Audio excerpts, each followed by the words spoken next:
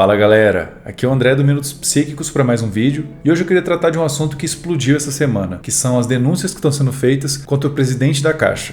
Vários funcionários vieram a público recentemente para detalhar os comportamentos dele e para denunciar como ele utilizava do cargo dele para obter o que ele queria. Recentemente, o Metrópolis publicou 3 entrevistas que foram feitas com funcionários da Caixa.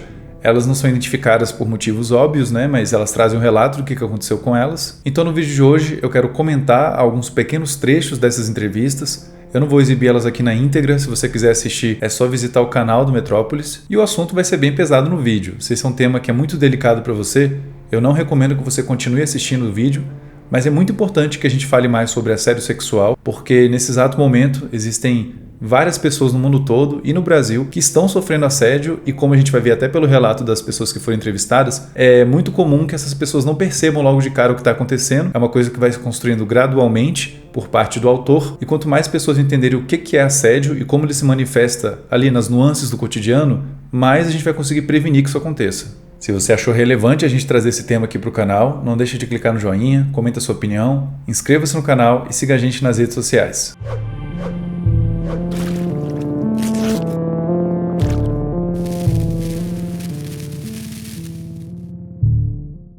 Você classifica esses episódios como casos de assédio? Sim, assédio sexual. Por quê? A forma que ele aborda as mulheres, a forma que ele assedia e toca o corpo da gente, sem autorização, sem valendo, patamar do carro que ocupa hoje. Que tipo de toque? Toque nas partes íntimas, em momentos que ele julga oportunos, situações que são criadas justamente pelo status que ele tem hoje, pela função que ele ocupa. Como você reagiu quando isso aconteceu, quando houve esse toque nas partes íntimas? Sim, no primeiro momento é como se você acreditasse no que está acontecendo.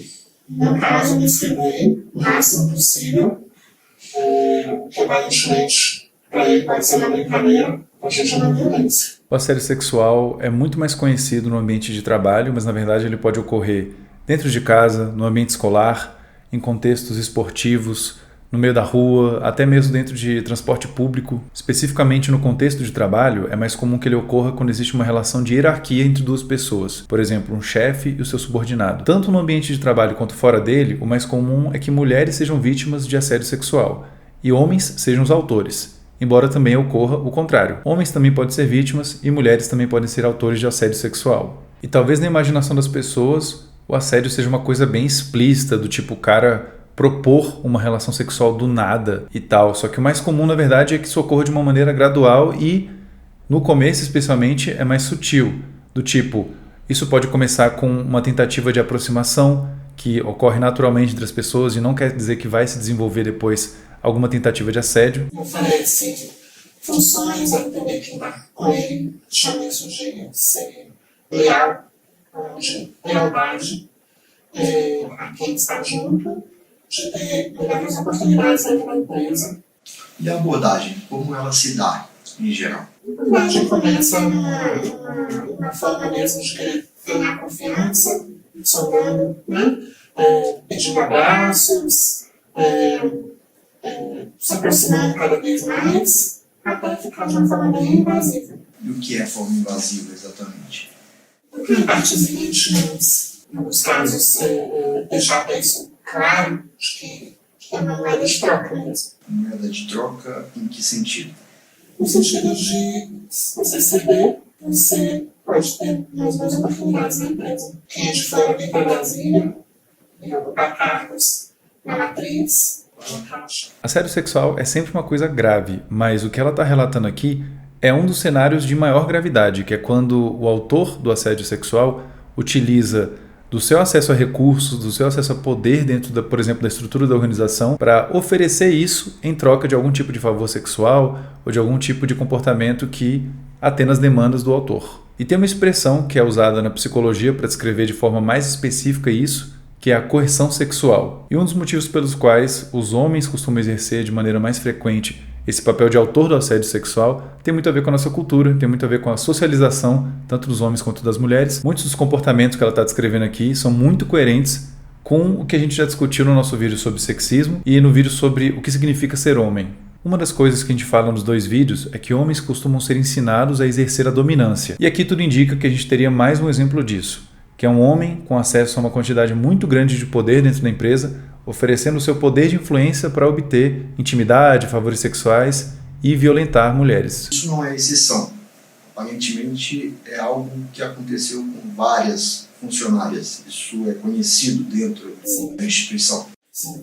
Um trabalho principalmente na matriz, dificilmente não conhece o caso deles. Olha o nível de estrago que um cara com muito poder pode fazer, tanto para sua própria empresa quanto para os funcionários da empresa. O assédio sexual e moral responde por vários problemas das empresas, dentre eles o absenteísmo, o burnout, o afastamento, o pedido de mudança de setor e até mesmo o pedido de demissão, já que eventualmente essa situação de opressão pode evoluir tanto que a pessoa simplesmente não tem condições mais de trabalhar no lugar. Como você define esse ambiente em geral de assédio? A gente ouve muitos casos de pessoas que tomam remédio de dia para suportar, continuar no dia a dia no trabalho. É uma luta diária. Você está ali, você sabe, você tem os seus compromissos, a vontade é de fato sair. Mas os nossos compromissos não nos obrigam a vir diariamente e, infelizmente, ficar convivendo com isso. Saber que viagens continuam acontecendo, que outras vítimas continuam surgindo, ninguém consegue parar. No contexto de trabalho, é bem comum que o autor do assédio sexual se aproveite do fato de que os funcionários têm uma motivação enorme para não desagradá-lo, para não dizer não, já que isso poderia gerar repercussões ou até mesmo de alguma forma perseguição ou dificultar que a pessoa, por exemplo, ganhe uma promoção, ganhe uma função. E aí, dependendo até mesmo da personalidade desse autor do assédio, ele vai acabar se aproveitando de toda essa circunstância para se beneficiar de alguma forma. Isso costuma acontecer especialmente nas viagens oficiais. Quando você fala sempre mais nas viagens, mas já temos corridos de ser casos de que dentro da própria matriz também acontece. Por que você nunca denunciou isso formalmente nos canais internos?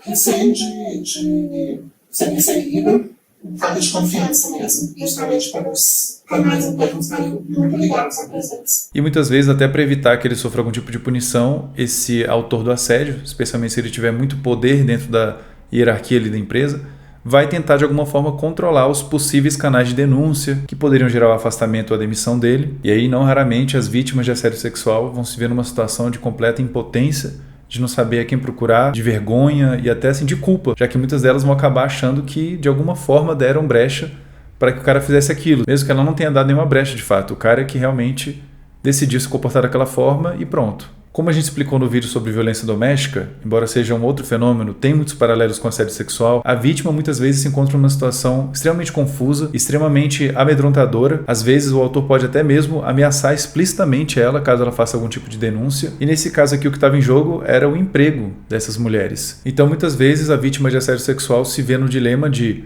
proteger a sua família, proteger seu sustento e proteger a si mesmo, proteger a sua integridade física e mental. E por que vocês decidiram trazer essas histórias a público neste momento? Porque, como eu falei, é muito ruim você saber que isso continua acontecendo com as vítimas e é um sentimento mesmo de justiça.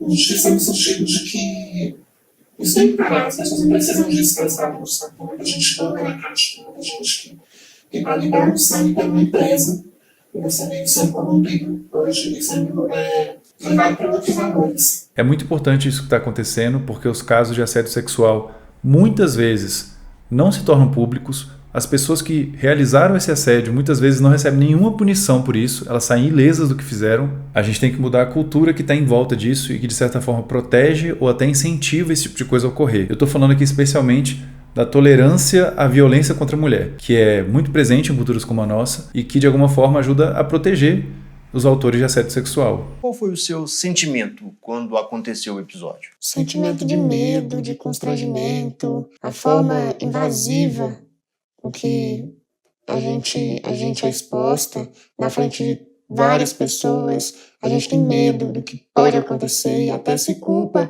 de certa forma, pensando que a gente poderia ter causado, né? Essa forma com que ele nos trata. alguma abertura, como se a gente desse alguma abertura para ele, para fazer algum assédio. Como eu estava falando agora há pouco, é bem comum que vítimas de assédio acabem se culpando, acabem pensando algo como, cara, foi tão absurdo isso que aconteceu que eu devo ter feito algo, eu devo ter dado algum sinal. Só que não, o autor é o único responsável por esse ato de violência. Na hora, assim, a gente não sabe nem o que fazer, a gente não tem reação. E acredito que porque eu não consenti em nenhum momento. No momento a gente nem acredita que aquilo que a gente escutou realmente fosse verdade. Um outro ponto que muita gente acha confuso sobre essa questão de denunciar ou não é que para a vítima muitas vezes a situação é extremamente confusa e ela só vai entender o que realmente aconteceu um bom tempo depois. E aí depois desse bom tempo muitas vezes até é mais difícil para ela denunciar, porque já parou ou ela até acredita que ele possa ter parado de fazer isso com outras pessoas.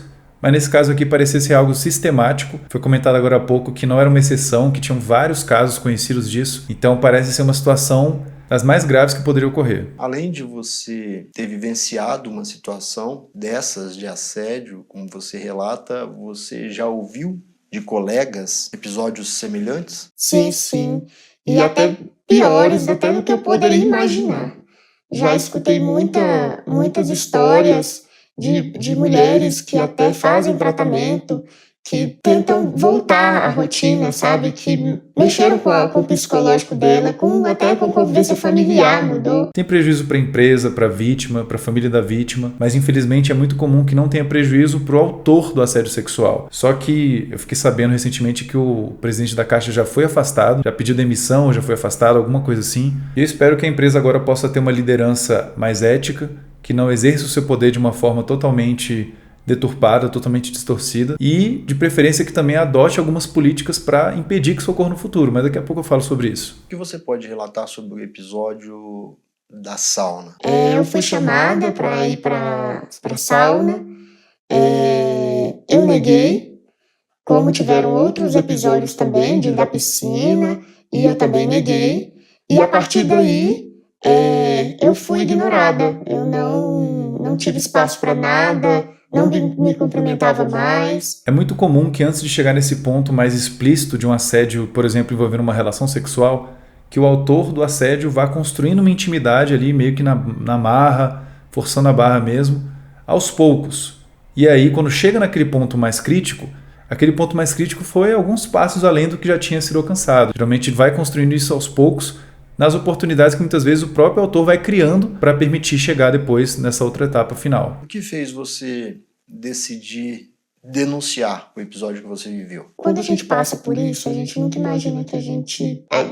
naquele momento, a gente não imagina que a gente está passando por um assédio sexual. E aí, com o passar do tempo, outras pessoas vieram me relatar, e aí me dei de conta que realmente eu passei por isso, né? E que como eu passei por isso, outras mulheres tiveram, e também nós temos força de falar do que nós passamos, até para extinguir ou acabar de vez com o assédio que ele faz com todas as mulheres, com todos os profissionais que convivem com ele. O Metrópolis, inclusive, divulgou hoje alguns áudios desse presidente falando com funcionários.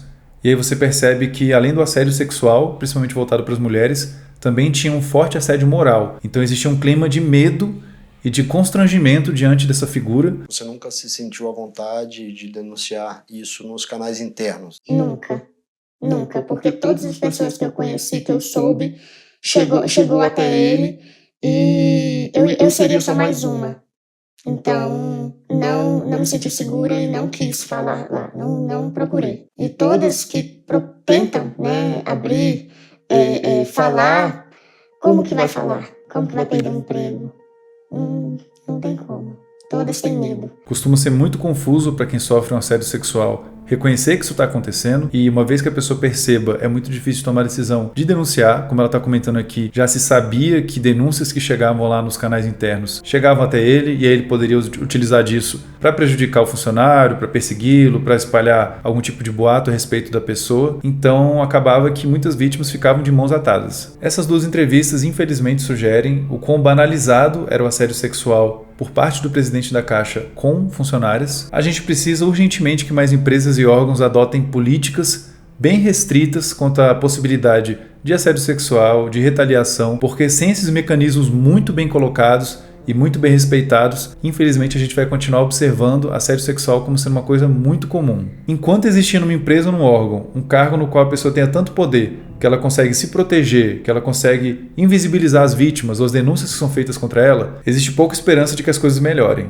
Então eu fico aqui na torcida de que a nova liderança da Caixa tenha essa consciência e tenha esse compromisso de estabelecer novas políticas voltadas para a prevenção do assédio sexual. Também fico aqui na torcida para que essas vítimas procurem ajuda profissional, porque lidar com esse tipo de coisa pode ser extremamente desafiador, mesmo com ajuda profissional. Imagine então sem ela. Embora existam várias mudanças organizacionais que podem ajudar a prevenir isso, o problema central ainda está de forma mais ampla na cultura na qual a gente vive. Enquanto a gente continuar ensinando para os homens que eles têm que exercer a dominância, que eles têm que ser os fodões, que é até divertido ou é aceitável um homem insistir para conseguir alguma coisa de uma mulher, algum tipo de intimidade, infelizmente a gente não tem muita esperança de fazer uma mudança mais drástica nesse aspecto. Se você quiser ajudar a gente a fazer com que mais pessoas reflitam sobre isso, manda esse vídeo para seus amigos, não deixe de clicar no joinha aqui embaixo, comenta sua opinião e não deixe de se inscrever aqui no canal também para acompanhar os próximos vídeos.